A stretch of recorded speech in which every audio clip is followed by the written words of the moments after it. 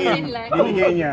Siyempre kasi ito yung first serye namin na kami lang talaga. And then, siyempre, kailangan namin ibigay yung pinaka-best talaga namin. And ito yun. And then, masaya kami. Sobra namin saya sa script, sa material. Kasi pag nabigay sa amin, mainit-init na binabasa namin kaagad.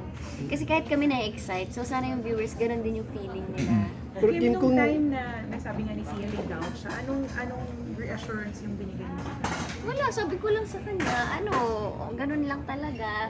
And then, nung sinabihan kami na meron nga kaming serye na kaming dalawa, then yun, naghanda kami, kami, parang ito na yun, yung ganyan.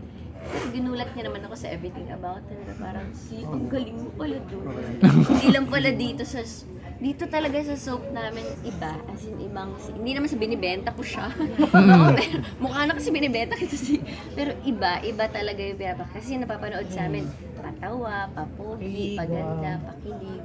Ito, seryoso. totoong kwento sa totoong buhay na nangyayari. What triggered you to give your best? What inspired you? What pushed you? Lagi na, sa lahat ng MJ ng ginagawa ko, promise, ibibigay ko talaga ang best. Pero, Pero the way Kim describes you now, parang... pero, Kakain siya ng tao dito.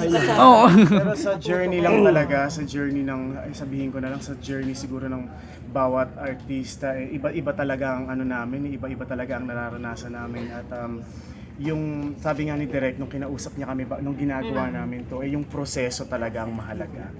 More than kung ano yung mapapanood ninyo, talagang dapat mahalin mo talaga kung ano yung hindi nakikita ng mga tao.